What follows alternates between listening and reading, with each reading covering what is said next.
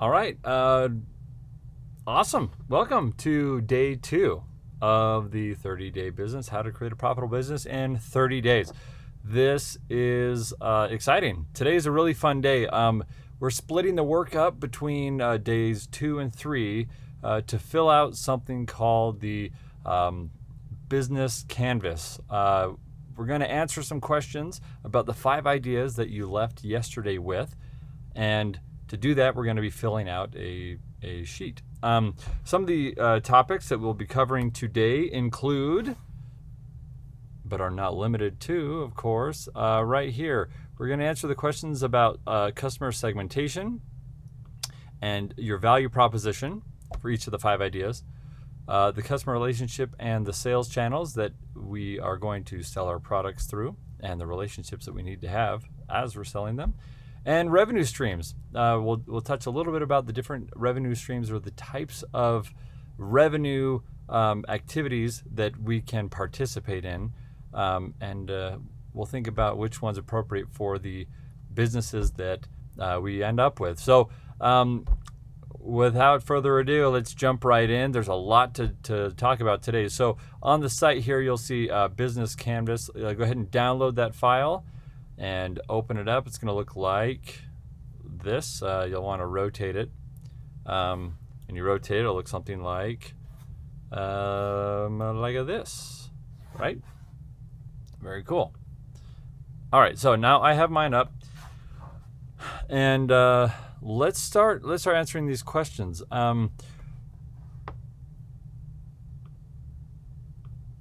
What we want to do is take a look real quick at the overall structure of a value chain. So going from the right side to the left side, and this is the opposite of how we read, of course, but we want to go from the end back to the beginning so that we understand what it takes to hit our objectives. So starting with the end in mind, our customer segments. In this part, we're going to be talking about who the customer is. Okay, I won't say more about it because there's a lot to say, but we're going to talk about who the customer is in the customer segments area. Channels, how do we reach our customers? Through what communication channels, distribution networks, word of mouth? What are the channels that our customers receive our products, and what channels we communicate with our customers through? Customer relationships, how do we manage the relationship? And this is very much connected with the channels. Do we advertise that we have phone numbers that they can call us at? Well, are we answering them? What type of customer relationship are we trying to have? A cold and distant one, or a really warm, intimate, very quickly very responsive relationship? What does that look like? And the value proposition. Now, we should think of these, the value proposition and the customer segment, to be working with each other via the customer relationship and the channels. Okay, that's the value proposition and the customer segments. Okay, and then at the bottom you see revenue streams. So if you get the value proposition right, you have a great relationship with your customers, and you're selling through the right channels to the right customer segments, your revenue streams will be nice and healthy. Here at the bottom of the sheet is where we fill out the revenue streams of the business model that we're going to be mapping out. Tomorrow, we're going to be talking about key partnerships, key activities. These are the business functions that you need to carry out on a regular basis to provide the products to your customers. And then the key resources necessary to carry on those activities with your partners as you create your value proposition or your product that will ultimately be sent to your customer through the sales channels. In addition to that, we also have a cost structure that is related to the partnerships, the activities, and the resources. Do we need to pay partners to provide a piece of technology or a service? Do we need to pay to keep the lights on so that we can use the internet and our computers and just live? And the key resources here, key activities. Do we need to be posting content? Do we need to be writing marketing material, or do we need to be in a factory assembling products? What do we need to be doing? All those things cost money, and hopefully all those activities have been designed properly so that you create a value proposition that is worth paying money for, so that your revenue streams are just filled with a lot of money, right? So let's start. Today's going to be a lot shorter than yesterday, just because of the activity today, but it is something that will definitely require a lot of thinking as we work through our business map and our value chain. Okay, so let me switch over here to my digital paper version of what we're going to be doing here. So I'm going to zoom in on this side because this is the side that we care about today. Value proposition, customer relationships, channels, and revenue streams. So hopefully you have downloaded this worksheet and you're ready to go. Now let's talk about customer segments for just 1 second in more detail.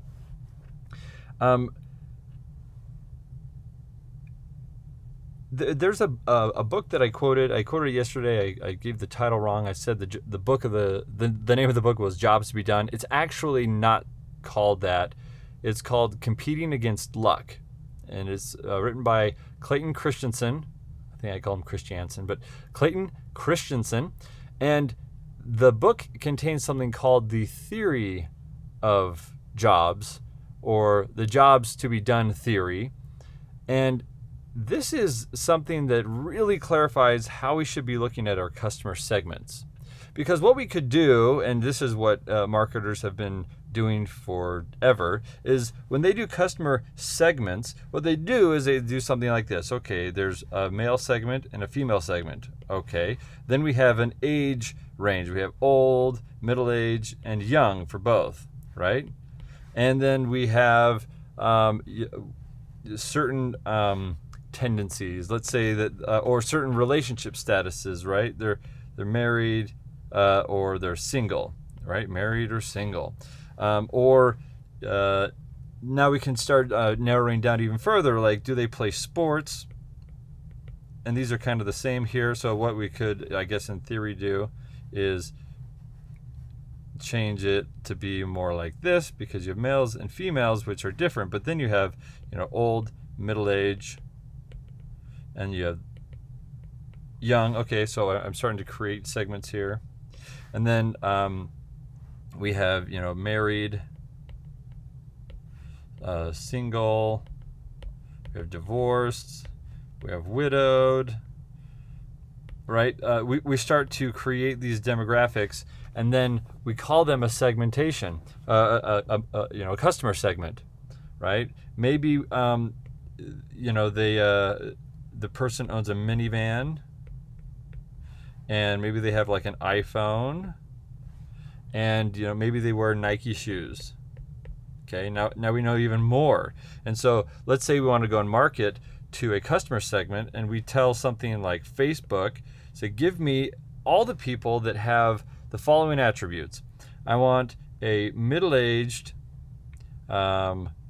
married person with a minivan that wears Nike shoes, right?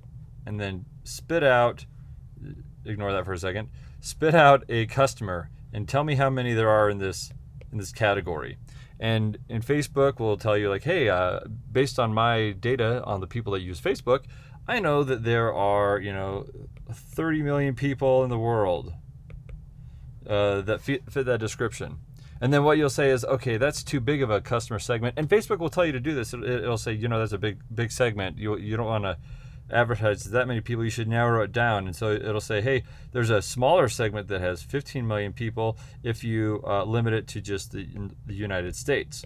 Like, okay, cool. But then they'll say that there's an even smaller portion of them that if you want to just narrow it to just like maybe the Mountain West, you can get 3 million people, or let's do an even lower number, 1.3 million people, and you say that's great. Now I have my segment. I have 1.3 million people that meet the descriptions I gave here, which is a middle-aged person who is married, has a minivan, and wears Nike shoes or has purchased or owns Nike shoes based on whatever Facebook knows. And then you say, awesome, now, based on this data, I'm going to now sell something to this person, right? Because you think that your product, which is complementary to, let's say, minivans, you say, I have, a special, minivan cup holder that I know that married middle-aged people will love, right? That's my product right here. So awesome. I'm going to go sell all of these because I'm convinced that my product could be purchased alongside all of the products that this type of person is already buying. Okay, now there's not, there is something wrong with doing this, but I do want to point out that it does work. It has been a successful way to market to people. Sell them things that they are already buying, similar to the things that they're already buying, or convince them to change a brand that they're buying and buy your brand. And the job here, like the action item you have here, is to find all those people that are already buying, accessories for their minivan, and make sure that you can find the ones that have purchased recently, because I want to just hold an accessory in front of them and say, hey, do you want to buy this? Okay. Now that's one way of just brute force, massive volume, just forcing a marketing message and a marketing strategy out into the world. And sure, you're going to sell things, right? I'm sure you will. But you can't say that you know why they bought your product. Okay. Now that is the linchpin here. Why did they buy it from you? And that's what the book Competing Against Luck is all about, because the idea that you know why they purchased it, not that, they purchased it because it's similar to other things they bought. That's not why they bought your product. People don't just go out and be like, I guess I'm going to have to do something similar today to what I did yesterday. That's not how people operate. They do things today because there is a reason to do them. There's purpose behind the action. And so if you really want to be good and understand the marketing here, you need to know why they bought it. And this is not the reason, although you will sell product here. I'm not saying this doesn't work. Facebook makes a lot of money enabling this, and we're going to use Facebook to actually target some people, but not just because they purchased something similar. The Competing Against Luck framework, the jobs to be done framework, has us thinking of things in a little bit more sophisticated way. And I'm going to erase this, and I'm going to map that out real quick, okay? So when you're thinking about customer segmentation, you shouldn't be thinking about populations of the world, how many there are of the type of people that you would like to sell to. While that is helpful to let you know whether or not there's people going to buy your stuff, the question isn't are there about a bunch of people buying these products. The question is, how many people in the world are trying to solve the problem that my product specifically solves? Okay, I want to say that again. How many people in the world have the problem that my product is uniquely qualified to solve? All right, your product is going to be hired. This is the jobs theory. Your product will be hired to do a job for the customer. Okay, now it's your value proposition. Now let's look at this. This is kind of cool. The book talks about this a really cool example. Okay, it gives the example of let me see if I can draw this here. A milkshake. Oh, that's a pretty good milkshake, right? A milkshake. And the fast food restaurant that was selling milkshakes, they were selling these to middle-aged men that were in the morning. Okay. And so they thought, okay, how do we get them to buy more shakes? We want them to increase their spending. How do we get them to not just buy in the morning, but get them to buy in the afternoon? Okay, how do we get that? Or how do we get them to buy at night? Right? And so they did what any reasonable product marketing person would do is they started to tweak the formula. They started to add chunks of fruit inside of the thing, right?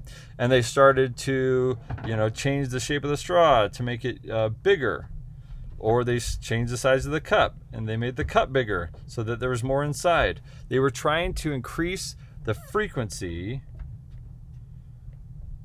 of purchase, but nothing worked. They didn't actually sell more. It was the same number.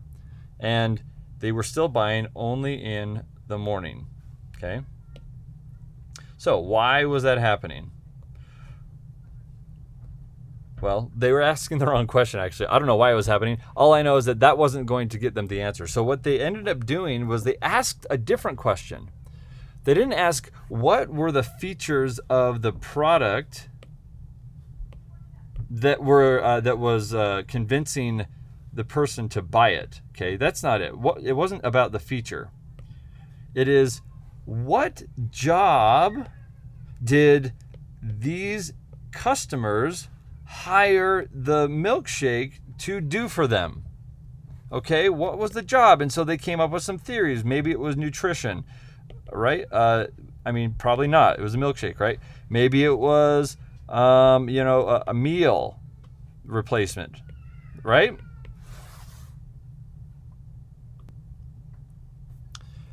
And so all of these different theories, they were trying to understand, right? Maybe it was just the flavor, right? Okay, we're getting closer. Who knows? But what they ended up realizing was that it had nothing to do with the how big the chunks of fruit were. It had nothing to do with the size of the cup necessarily. And what they really needed to understand was what the person hired the milkshake to do, and that was to give them, to occupy them while they were on their commute. And also, there's certain attributes about it, and this helps you focus on the attributes that matter. It didn't have to do with size. Now, what were you competing against? And that's what they asked. Like, okay, what is competing for this job in the life of the early morning commuters? Okay, and this was interesting because it wasn't other like milkshakes, right? It was other breakfast things, right? So the things that they realized were competing, and this was interesting. It wasn't other milkshakes. It was actually a bagel, right? Or it was a banana, okay? Or, a bowl of cereal. Now, that's interesting. What? How would it be a bowl of cereal? Well, it's all breakfast food. They wanted something that was self-contained in a cup that was, it was delicious, but it wasn't messy, like a bagel. Like, how are you supposed to eat a bagel while you're driving? Or a banana. You're going to be hungry in an hour. That's not enough. Or a bowl of cereal. Good luck eating cereal while you're driving. Don't try, but I'm just saying, it's not easy. And so what they realized was that they were asking the wrong question. They weren't asking, like, how can we be better than other milk? They were asking the wrong question initially, which was, how do we become a better milkshake? That wasn't the right question. The right question should have been, how can we better do the job the milkshake has been hired to do? Okay, that's key. You take a step back and you say, okay, wait a second. That means my product could kind of change over time. My product could take on features and drop features, all in the interest of doing its core job better. Okay, now the milkshake in the afternoon, this is interesting. So now they're like, okay, afternoon. Now we're going to look at a demographic. Let's look at those same, middle-aged men, and what is a job that they're trying to do that our milkshake could solve for them? This is gold right here. Okay.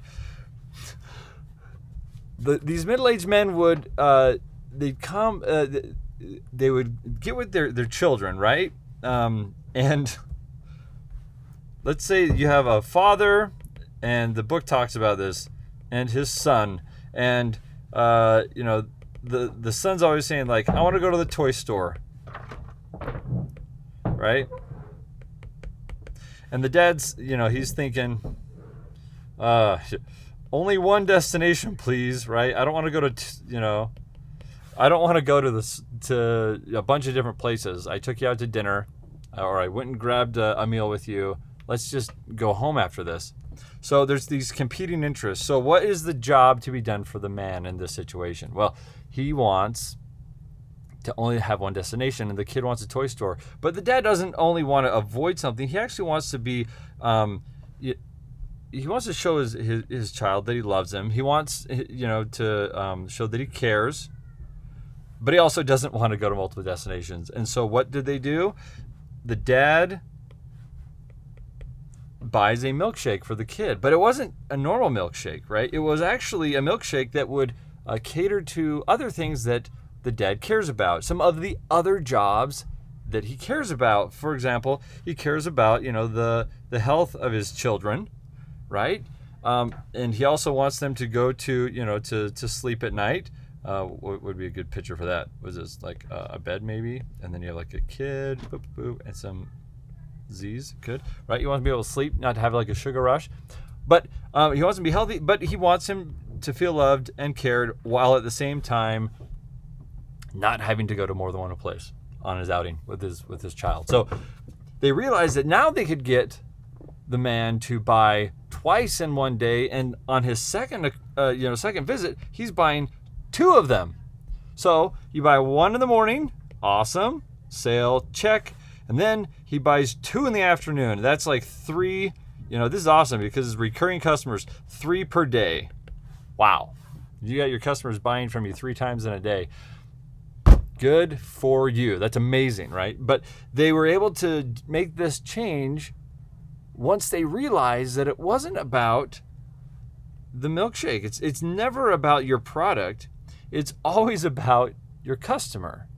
Because, again, like, the milkshake wasn't actually competing against a bagel, it wasn't competing against other milkshakes. It wasn't like, what milkshake is best, and then I'll pick that. It's like, no, I've already selected where I'm gonna go this morning. Maybe it's McDonald's, and that's because I chose not to grab a bagel from my house. So it's either a bagel at my house or McDonald's. It wasn't McDonald's or Wendy's or Burger King. It was just my house and the food there, or McDonald's, period.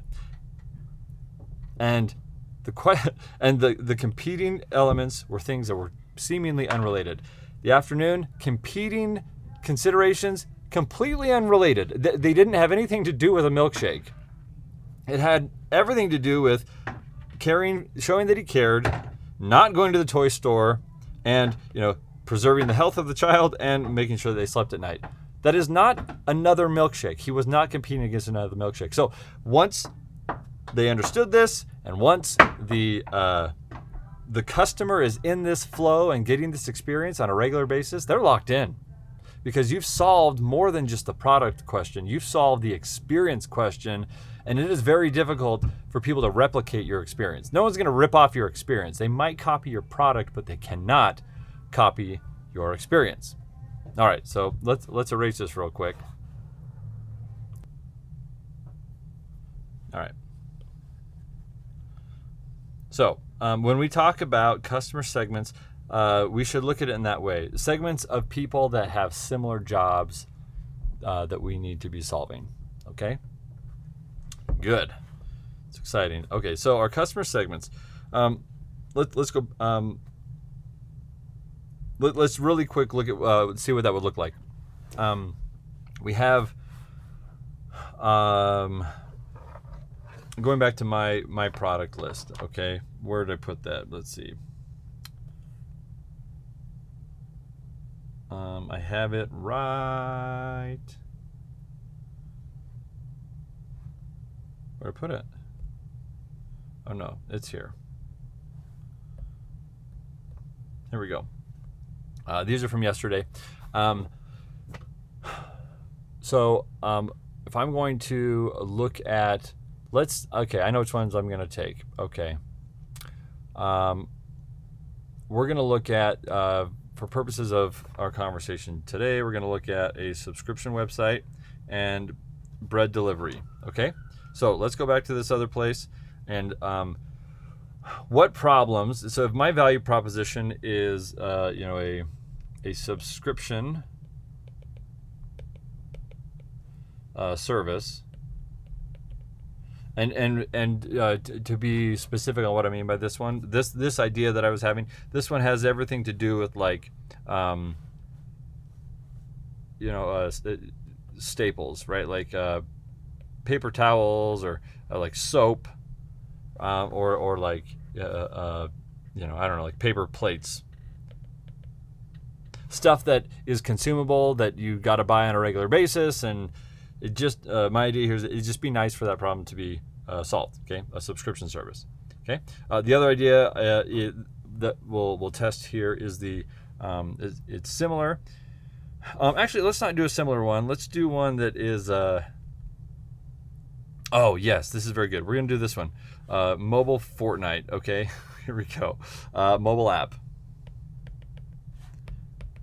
And that one is specifically, it's like a Fortnite dashboard thing. Okay. All right. Now that'll give us two very different models with different things to talk about when it comes to customer segmentation. Okay. So let's just draw a little line here. Let's actually, I want to do like this. Yeah. Let's start using color. Fantastic. All right. So talking about customer segmentation, and we'll just draw a line here to break them up. Who is the target, right? So we're going to call it a target. And then instead of doing a demographic, like we did at the very beginning, we're going to say job, to be done. To be done, right? Job to be done. Okay? So target is, anyone that has this job to be done, which means we're not narrowing based on age, gender, ethnicity, or anything like that. We're going to target people who are trying to do a job, and our product can do that job better than another product, or it can actually fill a gap where there's been no action, but we can tell that there is a solution out there. Okay, so how are we going to look at this? How are we going to walk through this? Let's analyze this real quick.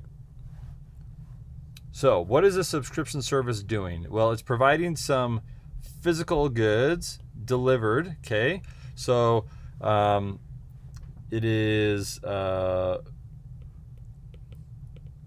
physical goods.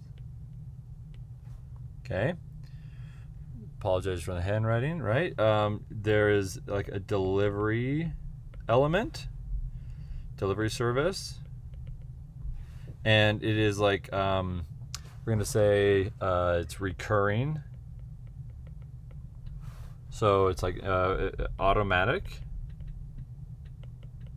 Now, if I have this product, do I know what job I'm solving, or did I come up with a product first and then hope that it solves a job, right? I think we intuitively think of products this way, but then the market tells us that we have to go out and ask what people want.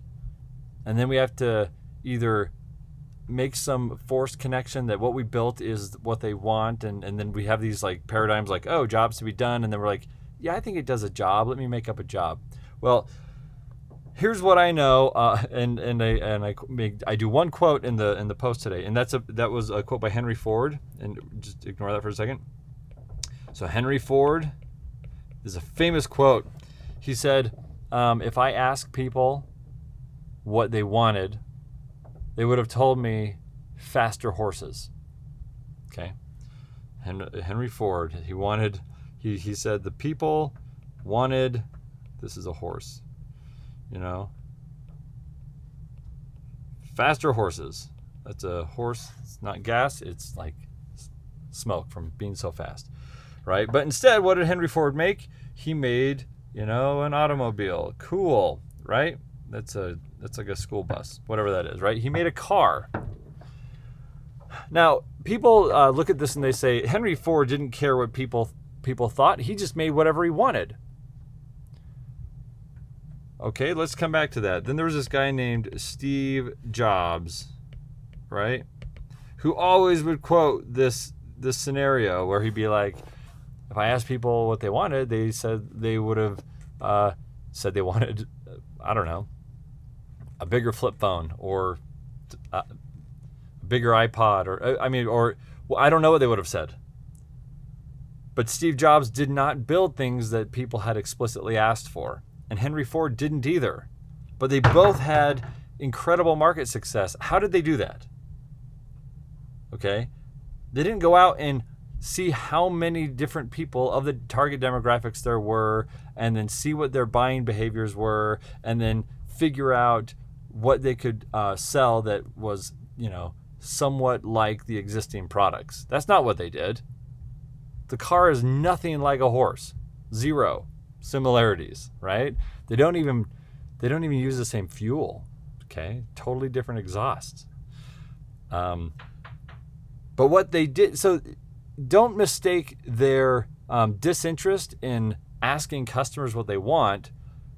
Don't equate that to them not caring about giving customers what they need, because they clearly cared about that a lot. In fact, this jobs to be done theory, and it's not named after Steve Jobs, although maybe it should have been.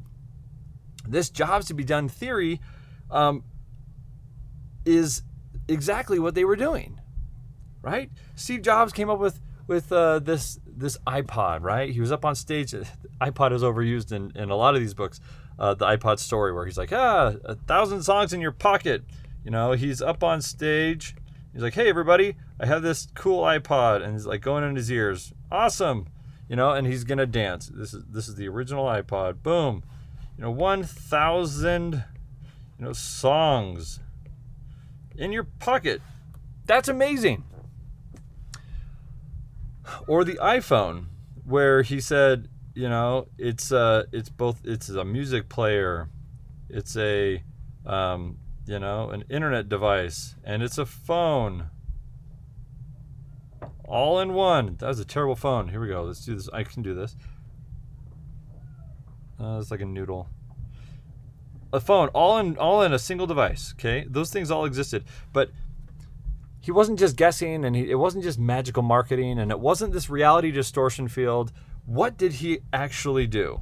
Okay, what he did was he knew that, and I remember because I did this. I had this cool little flip phone that I would carry in my pocket with like all these numbers and this little dinky screen with like a really crappy camera. But you know what? I also had an iPod with a little screen, right, and the wheel and the play button and everything, right? So I had my phone, I had my iPod with my music, my headphones, right? And I also had this, computer, because I needed to get to the internet, because my phone couldn't do it, my music player couldn't do it, and so now I have to get onto my computer. And so I'd be carrying these things around. I would have this in my pocket, my car keys in my pocket. That's a car key, by the way. Cool. All this stuff in my pocket. It's like, well, you know what? Can we combine them all? And would that be a meaningful problem to solve? Can this product do the job of the internet browser, right? Internet browser, a music player, and a phone? Can it do all of these things? Heck yes, it can, and it did, and it changed the category. The music player changed the category. What was the problem to be solved? It wasn't just I want to listen to music on the go. It was like I want to listen to all of my songs, and I want it to be portable, and I want the battery to last forever. This thing had 40 hours of battery life? That's crazy. Like CD players at the time, if you had like a Walkman, it had like 3 to 5 hours of advertised battery life. And they come out like, oh, and it has 40. And then all the tech review sites are like, you're full of it, no way. And they're like, mine had 48 hours. Mine had, 42 hours. Mine had 53. Like no one actually had less than 40, so they couldn't really say it was inaccurate.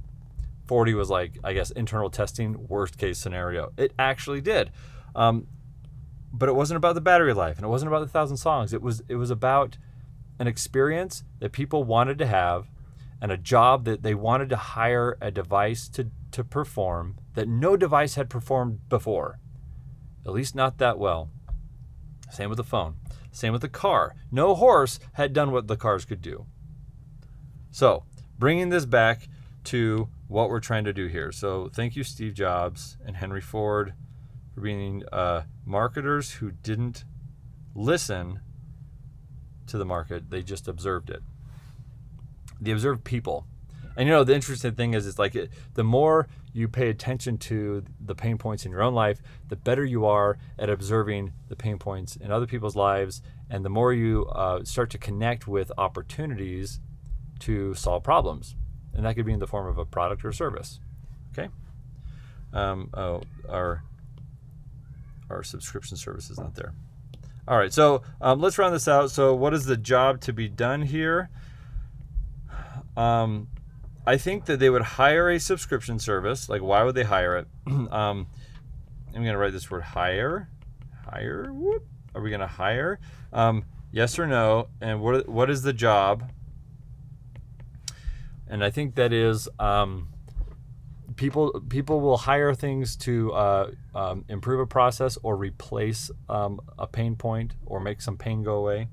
I think that the job to be performed that a lot of people would appreciate is the delivery of their staples, like delivery of their recurring needs. And I know that there's services out there that do that, which is why I think that people care, because you can actually see how many people are doing this. But I want to position it as intentionally targeting that pain point, right? Now, the approach is very important because it'll be the entire experience around that subscription service that will make people buy in and stay in. And so I need to think of the entire value chain on how to expose people to it, their first exposure to it, and how they can evaluate whether or not it's right for them, what type of purchasing process is in place. Do they get some sort of trial period with maybe a couple of weeks of free service? What is it that I need to do in order to help people feel great about the delivery service that I would offer, to do something that is already, arguably similarly done, just like there was music players in the market. You can listen to all your favorite songs. In fact, the iPod didn't bring new music. And it wasn't necessarily higher quality. The Sony mini disc player had a higher quality audio playback. I had one, but I wanted the iPod way more, because you could have more songs on it. The mini disc player, like it could only hold like 14 songs per disc, and you got discs, and it was kind of a mess. Right? And so that's kind of the stuff that I want to think through with a subscription service. For the customer segmentation, it is the jobs to be done and the customer segmentation that has that's hiring for that job. Okay? Later on, we'll find out how many people are in that segmentation. We'll have to do some guessing, but and we'll use some real data. All right, so that is the subscription service. Now let's talk about the Fortnite mobile app. All right, mobile app. What does this thing do? Just to explain real quick. If you're familiar with the game Fortnite, it's a global phenomenon. There's a bunch of kids that are playing it, and they would be a prime audience for something that would help them with the game stats, or there's challenges in the game, right? So there's challenges. There's a shop. An item shop, okay? There are, let's see, there's the map, right? And then you can also look at like a leaderboard and see who among your friends or among the world have the highest points, right? And so this would be something that would be a companion, because while you're playing the game, let's say you're playing it on the Xbox, okay? You can't see this stuff while you're playing the game, okay? And I know that there's a loading screen. There is a lobby. There is a pre-game, and then there's gameplay, and then there's like this never-ending game mode called creative, right? There's all these game modes, and in all of these, you cannot access this data. But that data is still something that is of value to a player of the game. Okay. Now, taking into account what is we talked about this yesterday about stakeholders, right? Taking that into account here, but also looking at the job to be done, I'm convinced that the job to be done for this one, like would they hire this? I think they could do it. Like, what is the job to be done here? Oops. Talk about the let's see. Okay, the job.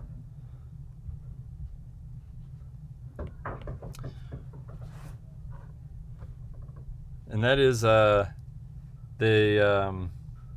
job is show me stats. You know, while I'm playing. But you'll notice that half of the stuff that they're doing when they can't see the stats isn't actually playing. Only 2 of them are actually playing, and only one of them, right? Only one of them, actual gameplay, are they like fully absorbed in like something enjoyable. I mean, creative, I guess you're focusing, but even then, none of those contexts can they go in and look at all these stats in a comprehensive way. They're occupied, but they do care. So the job to be done is they say, show me the stats while I'm playing in the game, or waiting, right? So that's the other part here, or waiting. Okay, so that's the job to be done. And the relevant market there, like there's a couple of different groups, but everyone that's playing the game. Okay, I can't say everyone because there's people who play that are just new to the game. They won't care. They're hobbyists, and the stats don't really matter to them. They don't care. They possibly play competitively, but they don't try to do the challenges. Right? There's a bunch of different tiers, and so out of, let's say there's we have our 100% up here. There's going to be some sort of population that is the target. But that has nothing to do with male, female, or age necessarily, or geography. That's utterly irrelevant when it comes to who the target is. The target is just players of the game who are advanced enough and care enough about the game that they want this information readily available while they are playing. Okay. Now, there's some validation around that. For example, there are a couple of existing apps that do this. I think I could do it better and provide a better experience. Push notifications that help people keep track of the things that they care about, and then respect their desire not to be interrupted at other times. There's a better experience that can be had here. I've looked at some of the options. Okay. All right, so those are our customer segmentations. Those are 2 examples. We walked through 2 of the 2 analysis, right? Now, I told you I wouldn't take as much time as yesterday, but it looks like we're pushing up against it if we don't pick up the pace. So let's try to pick up the pace. Okay, I'm just going to erase some of the stuff that's bleeding over a little bit. But we have our 2 products. We have the mobile app, right? And we have a subscription service that delivers, your staple goods. Okay. So, what channels are we selling through? Okay. So in my there's a lot of options that we could sell through, but we got to pick ones that are realistic. So let's talk about a few of them. So we'll start here. We'll start from the mobile app. There is the for like iOS, for example. There's only one place where you can go, and that is the App Store. Okay, that's it. You can't sell mobile applications to an iOS person if it's not sold through the App Store. Okay, now that is where you can sell it. But if you want to market this, this can be done in a lot of different places. You can do that through Google. So it's just like an ad on a site. I mean, they're all going to end up on the App Store. They have to go through the App Store. You cannot deliver this good through any other means, but you can tell people about it outside of the App Store. So there's Google, there's Facebook, right? There's Instagram, right? You could, I don't know, maybe there's some Pinterest people out there. There's definitely places like Reddit. There's probably some Tumblr blogs out there, and just blogs in general. And the blogs could be, mine, or we'll just say others. It could be my blog or others, right? So there's a lot of places where you can market this. All these different locations. Okay. As far as the channel that you deliver it through, that is let's back up. Once they become aware of it, they purchase it on the App Store, nowhere else, right? They deliver it on the App Store, nowhere else, right? Those things are all taken care of. Then there's an element of the after sales element in the channels here that we need to think about. After sales is like support, right? This one is like answer reviews. I don't know if you've seen this, but if you have access to the App Store on the iPhone, go and see if you can find unanswered bad reviews. Okay, nothing kills an app faster than when the developer doesn't keep track of the reviews that people are putting on there. Because what Apple enabled a few years ago was that people could go in and answer. Like if they said, hey, this app, when I go to this page, it crashes. What the heck? I'm going to give it 0 stars. Well, you have to give them a star. I'm going to give it 1 star. And then the developer can say, I'm going to reply to this person in public so that everyone can see that we care. We're fixing the bug and it should be good. Can you test it again? And I've done this before. I got the message from the developer. It said, check it again. I went and I did. And then they wrote me a direct message later on. They said, hey, your review is still negative, but we fixed the thing you were complaining about.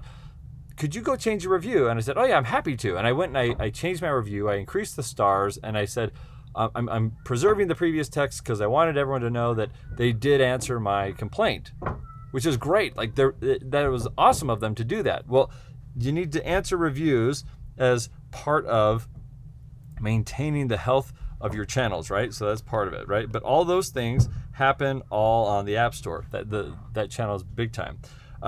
You can do some support on your website, actually. This is the App Plus website. Okay.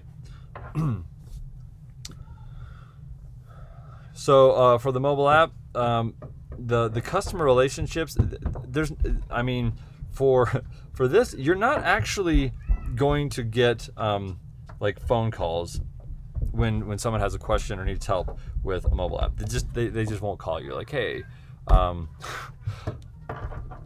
Also, even like the big brands, like it's so hard to call Facebook. If you've ever tried it, it's so hard to like call Amazon. They're like, oh, our website has all the answers, or we have a menu that you can self-service, right? And those are some of the things, right? There's different ways to meet the needs of a customer. There's frequently asked questions, right? There's a Q&A. There's forums that exist, right? Then you have things like email. Then you have phone,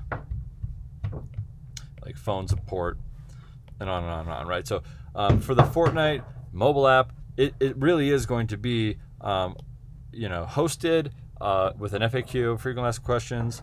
There might be a forum, maybe. I don't think so. Email, yeah, you have to. And I don't think phone support is appropriate there.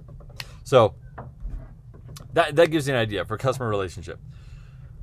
All right, let's do that same thing quickly for subscription service. Not too much of it will be different. Actually, some of it will be different, right? So It's going to be very different as far as like channels go.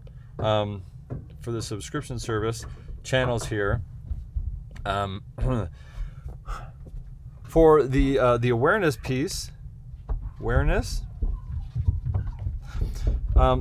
one is you're not going to get awareness through like the App Store or whatever.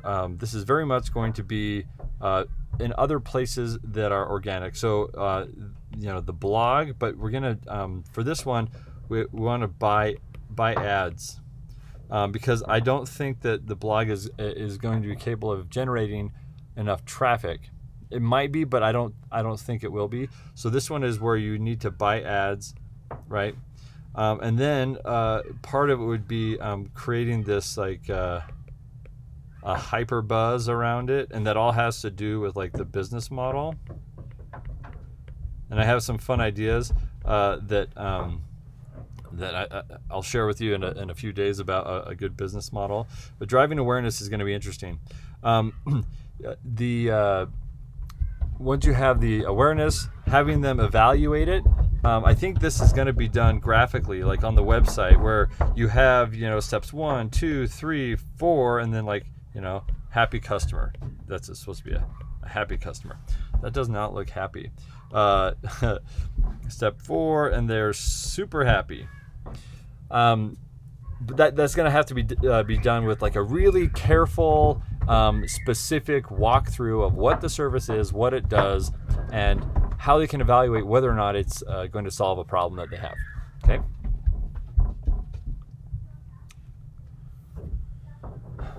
All right. So as far as so awareness and then the evaluation process, we're going to have the purchase process, purchasing. This is step 3 in the channels, by the way.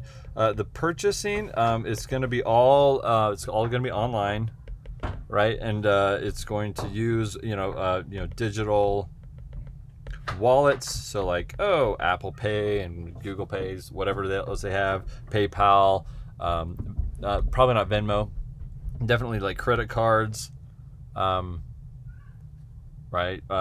And also pay during the payment and the purchase process, we want to offer like a recurring payment, right? And that's because it's a subscription. So they're going to get deliveries on a recurring basis, and so they should be paying on a recurring basis, right? So that's a purchase. The delivery thing is kind of something that makes me a little nervous. This is step 4 in the channels thing. The delivery is tricky because now you have a physical product that needs to be warehoused, it needs to be packaged up, it needs to be taken care of and shipped and then placed and then secured, and they need to verify they've got delivery and all these crazy pieces when it comes to shipping things. And so in order to do the delivery piece well, I know that there's like, they're called third-party providers, like 3PP, like they are logistics companies that help you solve these problems. And so if I were to go down this road, I'd really need to engage one of those. And on the it would be the 3PP, and then it'd be me on this side, and this would be like the supplier of the products that were part of the subscription, right? And then this person would kind of play the middleman, and they wouldn't ship me the stuff. They would then ship it to the customer. They would manage that process, but we would all need to get together and figure out the logistics, okay? And then the service element also makes it kind of unattractive, which is the after sales piece. After sales, right? Now, like the quality of the products, like what if one is faulty, right? What if it broke in transit? How do you manage refunds? What if people want to cancel, a day before delivery, so it's shipped, but it's in between, the warehouse and the destination? How do you manage all that stuff, right? And is it enough to just have like an email, or just like an FAQ, Or is this something that you really do want to have like live phone support? Because they're like, you know what? I just read this in the news today. You know what? The Caterpillar butterfly kit that you sent is filled with dead caterpillars. What am I supposed to do? Well, what if they're not really dead? They're just like hibernating because they were, cooled down for shipping, and the customer just needs to wait an hour before they, call it quits and throw them away, right? I don't know if that's actually a real thing, but imagine that's the scenario. Frozen caterpillars that just need to thaw out for an hour. The only way to be responsive enough is to have live phone support, so when they call, you can pick it up and say, hey, don't do anything, just hold your horses, wait. The caterpillars will come to life soon enough, right? Maybe you need something like that if you're shipping animals, living things. So thinking about that, the phone support piece is kind of discouraging to me. That's fine. Customer relationships. This one is actually a very intimate one. Intimate, very, very intimate. And this one, it makes me think very different from like the Fortnite mobile app, where you can just put it out there and just maybe run a couple of cool targeted ads at people who play Fortnite, and they'll just start downloading and using it. This one, and like the content message is really simple, like just show screenshots of the app. Well, this one is actually like has a lot to do with people and their struggle and their story and their home and their family, right? And just like their goals in life and their schedule. Right, it all of a sudden is touching a lot of different parts of their life, and you're not sure exactly what job your service, your subscription service, is solving. But it's definitely one of these, right? Like maybe the person wants to have more time, or maybe the person is trying to do experiments with their life. They'd like to get everything on automatic and then see what it's like. They're a life hacker. Maybe they're having a hard time with their family because they have a large family and they always run out of things at the wrong time and they just can't plan ahead. So this is going to remove the planning pain, right?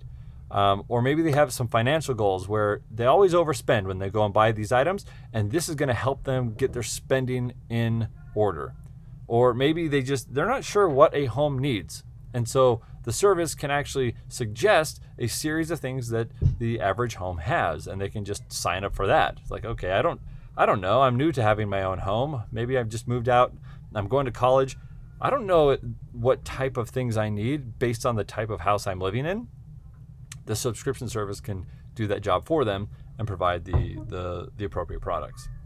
But all of that is to say, like, the type of relationship and the channels that you need to then have open for your customers are very different. They're very intimate in nature, and you need to be able to communicate a warm and understanding and thorough message as people are learning about and making decisions about buying and then purchasing, and then even in the support flow. Like, I would like to change my subscription, please. And you say, what are you trying to accomplish?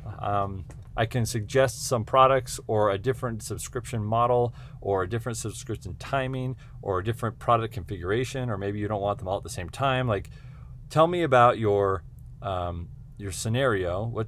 How many people are in the house?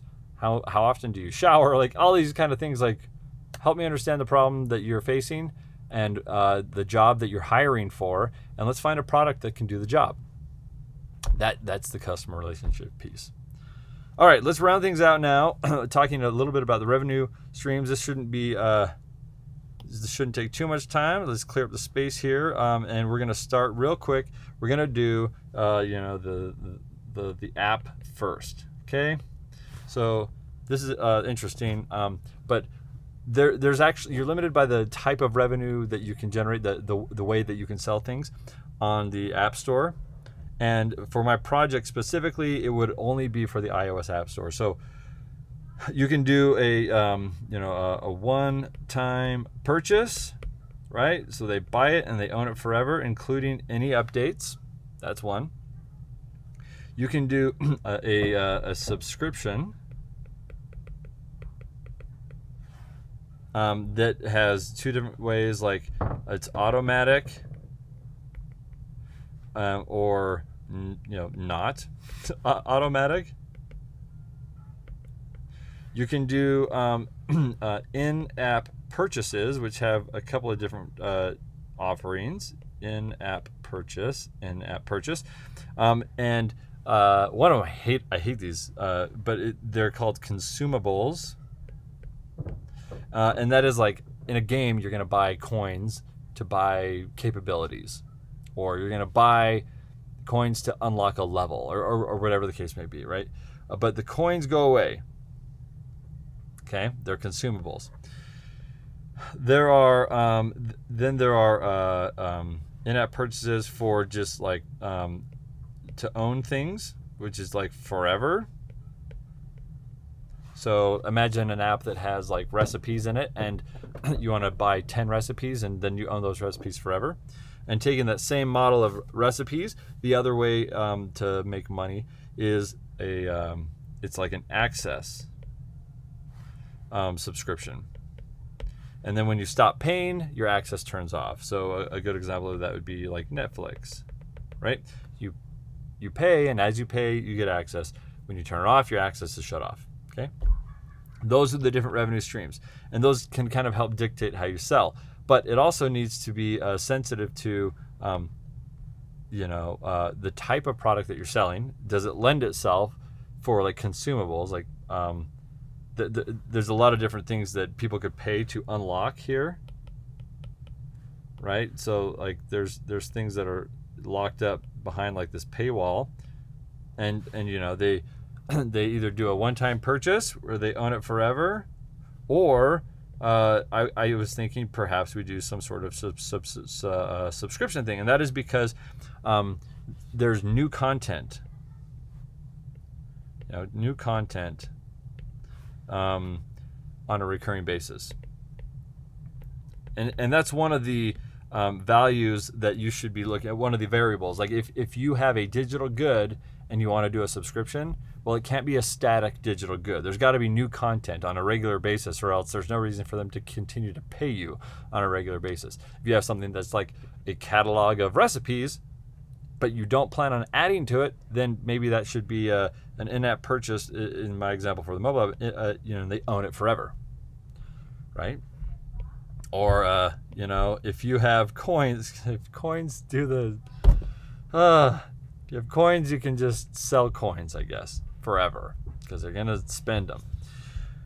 Cool. All right. We'll think further about the offering here, and we'll refine that as we get to the parts of the month where we're going to architect them. Okay, now let's talk about revenue streams for the subscription. Okay, now this has this has a lot to do with like the cost structure and the revenue structure. These two for the subscription thing are very much related. And I can't believe I'm going to share this here, but the revenue stream. You know what? I'm not going to share it. It's going to be a secret. But I will share it in a few days. I'll share it. But right now it's going to be a secret. So the revenue for this one is offering different. We'll call this a value ladder, right? And then you just offer different prices, right? So maybe you have one that is like really low price. It's $4.99, and you get 1, 2, 3 items, right? Or if you pay $9.99, you get 4, 5, 6, 7 plus the original 3, right? But this is per month, okay? And that's kind of it. It's a very simple revenue stream for this particular thing. It's straightforward. Your revenue comes in, they pay for it, but keeping in mind, like if it's a stream, like where is it going? Well, we have a couple of things. We talked about the cost structure yesterday, but this here is going to be interesting because you're not necessarily building these items. Like if it's like a bottle of bleach or whatever. This is, yep, there we go. Cool. That needs to be a little higher there. It's like a bottle of bleach. I'm not going to build that, but maybe it's part of the subscription. And so as the money goes this way, like you send your $5, well, then this thing costs $2 that you send the $2 along to the supplier. And then, the $3 comes into, my business. I get $3 out of that, right? But those $2, maybe $1 ends up with a supplier, and then $1 goes to that 3PP I was talking about, the logistics company that has to like package and ship, right? So you're losing money here. It's like $1 there, $1 there, right? Until everyone gets paid, and then you take your cut, right? But yeah, that's the simple revenue stream for the subscription thing. So, cool. All right, so that's it for today, okay? Yeah, we beat the time for yesterday by like 15 minutes. Nice. This stuff's really important, and we only did one side of this, right? We looked at the different customer segments for the business ideas that we've come up with. I used 2 of mine here, and the customer segment isn't necessarily about finding like certain group of age, groups of people that share the same age and gender and ethnicity and geography. It's not about that. It's more about jobs to be done and who's hiring for that job, and that's what your value proposition is. It is a hireable solution or a hireable worker that can do a job for somebody. Okay, we talked about the channels. How do we provide these services to our customers? Are there a lot of channels? Are there one channel? Like, what's the best way to reach out? Customer relationships, there's different ways, and there's different levels of appropriateness, different degrees of closeness, depending on the type of product you're offering. These 2 that I showed today, the Fortnite mobile app and then the subscription service, very different jobs that they're performing, and the customer relationships are also dramatically different. Okay. Then we talked about revenue streams. There's a lot of different ways that you can monetize a digital good, like the mobile app. This one happens to be the only place to sell it is on the iOS App Store, and so you're limited to what they offer, but they still offer, like you saw, about 6 different ways to sell this good. And my job would be to figure out the way that makes the experience the best for the customer. Because again, the job to be done isn't, they don't want to buy something, but they have to, because the app will do a job that they want. So I need to make the buying experience seem like it's worth the money, that it's worth the money they're paying for the job that it can do for them. So, all right, well, that is day 2, and we only got 28 days left, and we're still in the planning phase. Let's build some product, right? Well, we're going to build the right product with the right plan, and we are going to know a lot about what our customers want when that time comes. And so thanks for hanging in there. Enjoy this one. I'm really excited for tomorrow. I'm having a lot of fun. I hope you're having fun too, because this is fun stuff. So, all right, we will see you tomorrow on day 3.